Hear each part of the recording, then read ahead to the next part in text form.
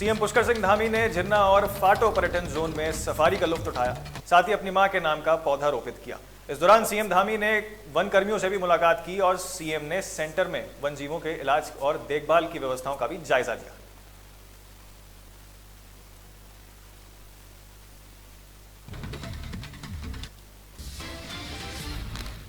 महाराष्ट्र में चल रहे भाषा विवाद पर योग गुरु बाबा रामदेव का कहना है कि देश में बोली जाने वाली सभी भाषाएं गौरव का प्रतीक हैं और इनका समान रूप से सम्मान होना चाहिए। उन्होंने कहा कि भाषा, जाति, लिंग और समुदाय के नाम पर विभाजन करना राष्ट्रीय हिंदू एकता का कमजोर करना है। साथ ही कांवड़ यात्रा पर बाबा रामदेव ने मुस्लिम समुदाय से अपील की है कि अगर वे शिव भक्तों की सेवा कर रहे हैं तो अपनी पहचान छुपाने की जरूरत नहीं है। साथ ही उन्होंने शिव भक्तों से कहा है कि कृपया कर यात्रा के दौरान किसी भी प्रकार की हिंसा और मारपीट ना करी जाए।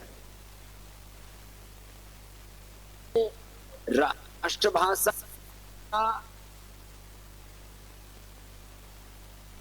और मराठी सहित संपूर्ण भाषाओं को समान रूप से गौरव देना चाहिए, लेकिन भाषाओं के नाम पर अलग अलग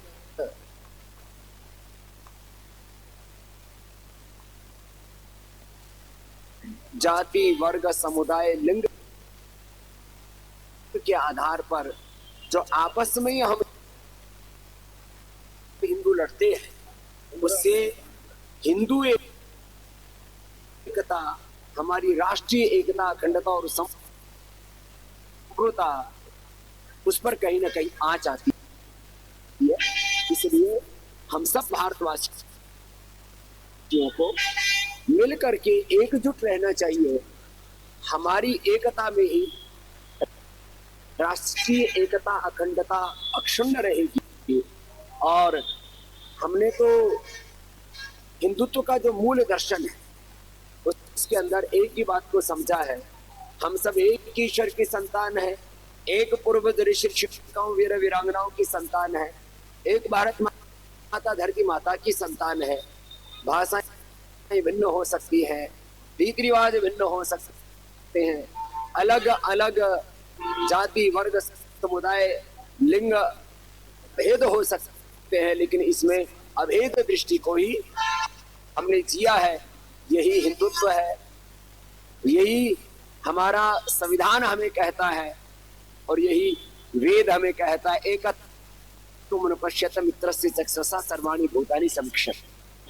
कांवड़ मेला शुरू होने जा रहा है, किसी भी प्रकार से किसी के साथ मारपीट ये तो उचित नहीं, लेकिन इतना जरूर है कि सबको अपने अपने मत, पंथ, मजहब पर गौरव होना चाहिए।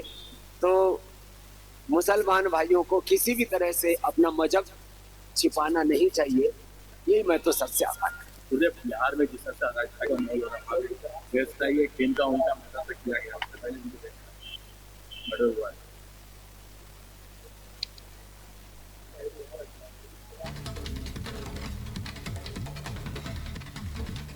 सावन का महीना शुरू होते ही कांवड़ मेला भी शुरू हो जाता है। हालांकि धीरे धीरे कांवड़ियां भी धर्म नगरी हरिद्वार पहुंच रहे हैं। आपको बता दें कि कांवड़ मेले को लेकर एसडीआरएफ ने भी अपनी तैयारी पूरी कर ली है। एसडीआरएफ के सेना नायक ने सुरक्षा यात्रा और संचालन के लिए हर की पौड़ी, बैरागी कैंप सहित अन्य प्रमुख स्थलों का निरीक्षण किया। वहीं उन्होंने बताया कि कांवड़ मेला के लिए बिल्कुल तैयारी है। पिछली बार हमने 250 कांवड़ियों को गंगा में डूबने से बचाया था, वहीं इस बार हमने 6 टीमें जो हैं इसी काम के लिए बनाई है। कांवड़ यात्रा को लेके एसडीआरएफ जो है, राज्य आपदा मोचन बल पूरी तरीके से तैयार है। माननीय मुख्यमंत्री जी के निर्देशानुसार और पुलिस मुख्यालय के आदेशानुसार हमको ये यात्रा जो है सुगम और सुव्यवस्थित करानी है और सुरक्षित भी करानी है। पिछले साल भी एसडीआरएफ ने लगभग 250 से ज़्यादा कांवड़ी यात्रियों को डूबने से बचाया था। इस बार भी हमारी जो टीम है वो 6 स्थानों पर 7 सब टीम जो है हमारी तैनात रहेंगी, जिसमें कांगड़ा घाट पुल, बैरागी कैंप, प्रेम नगर आश्रम, नीलकंठ मंदिर और रामझूला ऋषिकेश में भी हमारी टीम तैनात रहेगी। खबर रुड़की से है, जहां मेडिकल पॉल्यूशन कंट्रोल नाम की वेस्ट मेडिकल कंपनी के बाहर ग्रामीणों ने आज धरना प्रदर्शन दिया। वहीं इस दौरान ग्रामीणों ने कहा कि कंपनी से उत्पन्न होने वाले पॉल्यूशन से गंभीर बीमारियां हो रही हैं, जिससे क्षेत्र की जनता को भारी परेशानियों का सामना करना पड़ रहा है। हालांकि इस मामले को लेकर भाजपा की रुड़की से जिला अध्यक्ष डॉक्टर मधु सिंह ने कहा कि मौके पर पहुंचकर ग्रामीणों को समझा बुझाकर धरना खुलवा दिया है।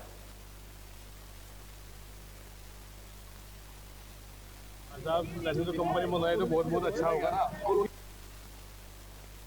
हम सब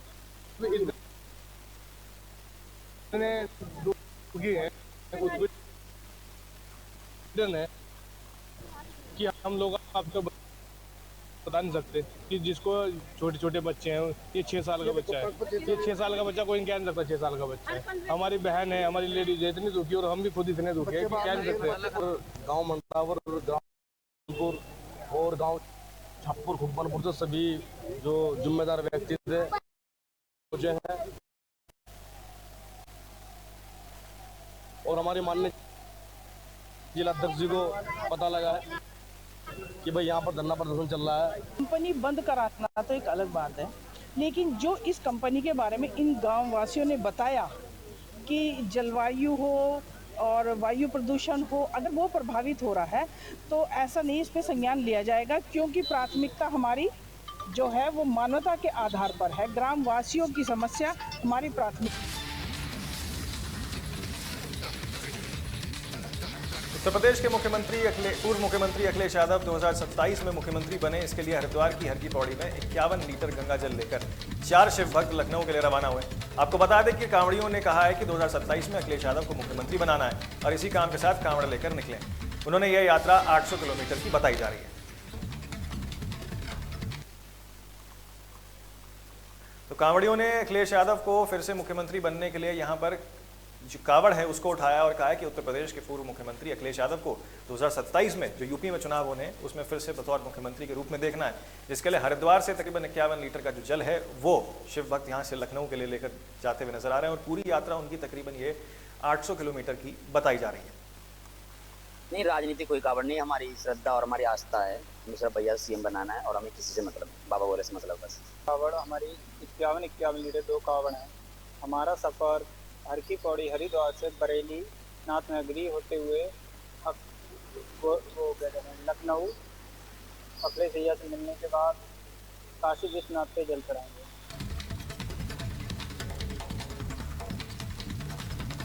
रुड़की के मंगलौर क्षेत्र में हरिद्वार से जल लेकर बढ़ रहे कुछ कांवड़ियों ने कार सवार पर एक परिवार के पास टक्कर मारने का आरोप लगाया, जिसके बाद उनकी जमकर मारपीट की गई। इसी के साथ कांवड़ियों के द्वारा जबरदस्त वाली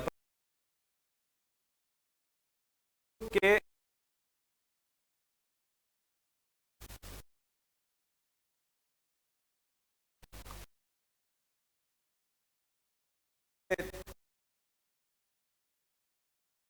और इलाके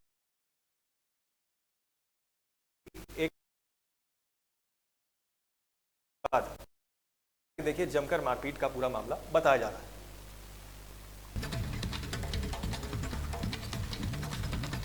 खबर मंगलौर से है, जहां गन्ना विकास समिति की चेयरमैन पद पर जीत हासिल कर विजयी बनी निशु राठी के पक्ष में मत किया गया, जिसको लेकर गन्ना विकास समिति के भारी उत्साही का भी माहौल देखने को मिला। भाई विनोद कुमार को गन्ना समिति का उप चेयरमैन बनाया गया। इस मौके पर चेयरमैन निशु राठी ने कहा कि ये भारतीय जनता पार्टी की आभारी हूँ कि उन्होंने चेयरमैन बनने के लिए मुझे मौका दिया और अब वह किसानों के हितों में कार्य करेंगे।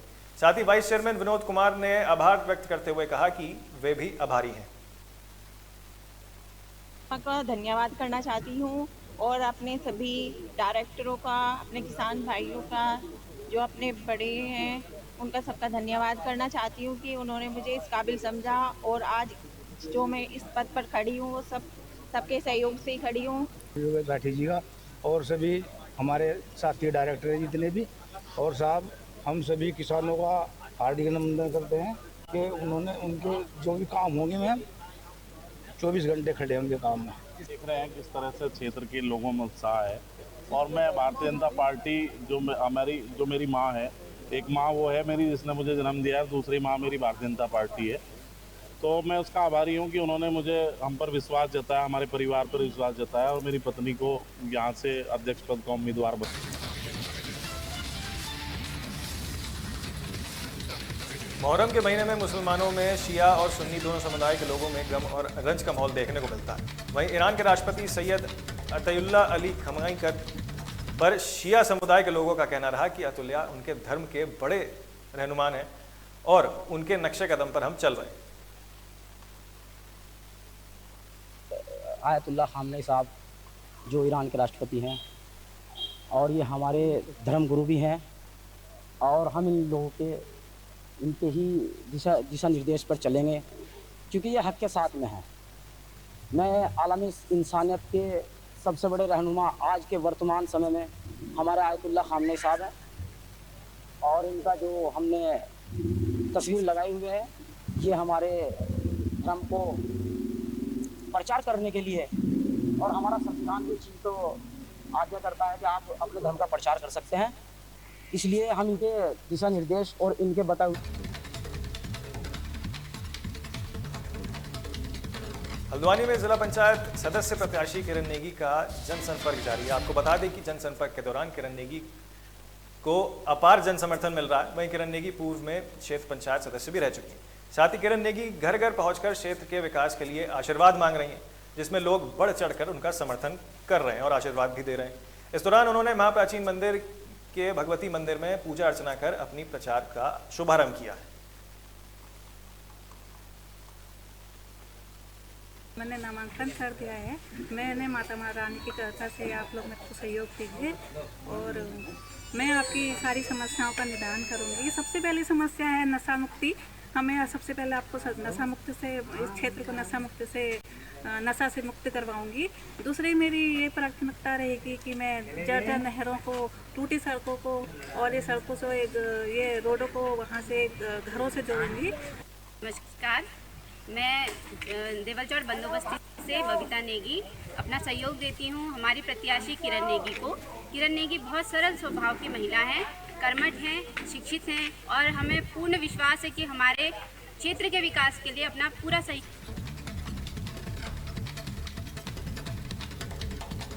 फिलहाल के लिए खबर उत्तराखंड में इतना ही। बाकी हर छोटी बड़ी अहम खबर के लिए आप देखते रहिए तहलका डिजिटल।